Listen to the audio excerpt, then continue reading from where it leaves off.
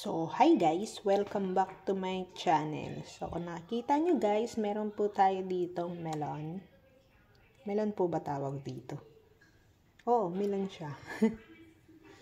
Mukha kasi siyang pakwan na iba yung kulay, ibang lahi. So, ayun guys, hahatiin po natin siya kasi meron pong nagbigay ng gift. Kasi dito sa mga shop guys, pagka palagi kang bumibili sa kanila, bibigyan kanila ng mga ganito-ganito. Mga present na mga prutas, kung ano po yung binibenta nila, bibigyan ka. So, parang reward yan guys.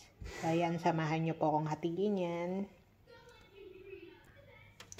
So, eto siya guys, hatiin na po natin para makain na natin siya. Yan guys, ang bango-bango niya. Parang hindi na siya kailangan lagyan ng gatas. Yun. Yan siya guys, hinog na hinog siya. Tikman nga natin.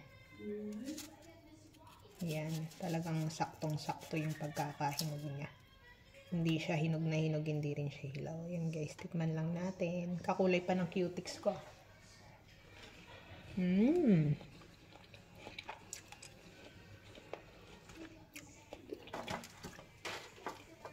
OMG guys, napakatamis. Kalain mo yun. Nung isang araw ko pa tinitingnan to ng masama, masama tingin ko dito pag bumibili ako sa shop na yun kasi sabi ko parang ang sarap-sarap niya.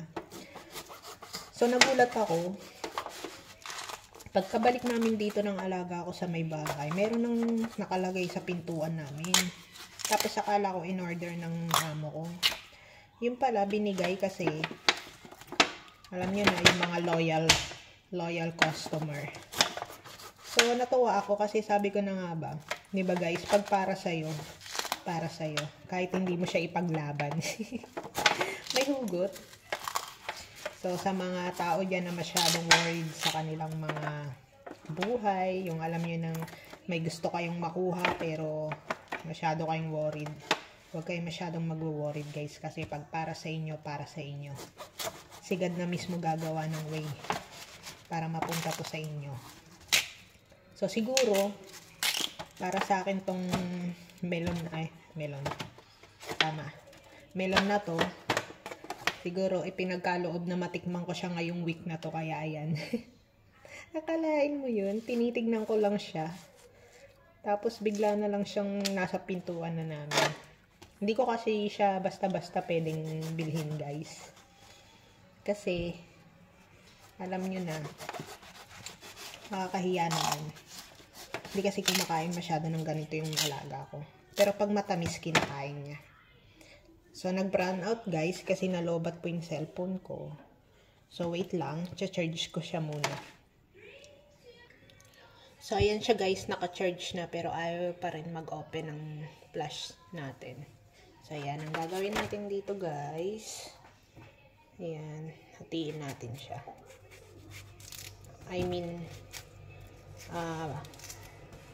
Ganito yun natin. I-cube natin siya, guys. Para masarap kainin. Parang gusto ko siya lagyan ng gatas, guys.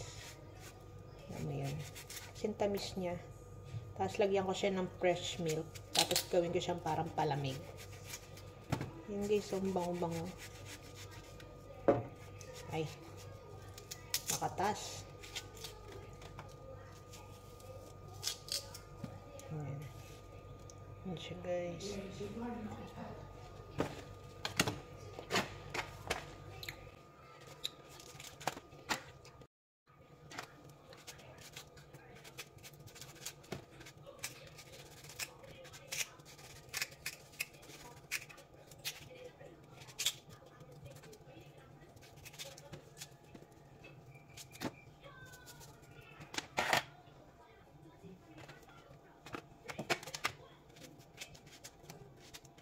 Hindi sama kong tigil.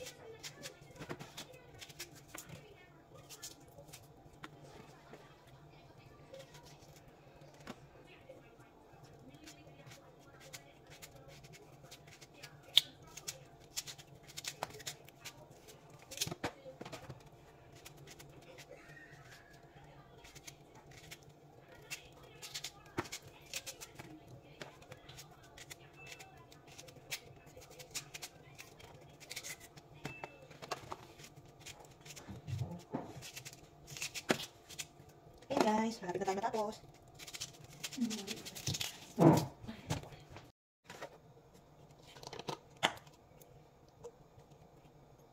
Ito guys, lagyan po natin ng meron dito sa milk. So, ayun siya guys. Parang trip ko kasing lagyan siya ng milk. Yan, lagyan natin siya ng milk para mas masustansya. Damihan natin konti. Yan. Tapos tapan natin. Kailangan matindi yung takip na itong. Iniisip ko kung full charge to guys. Wait lang. So, ayan na siya guys. Natakpan ko na po siya ng maayos. Tingnan natin. Oh my goodness.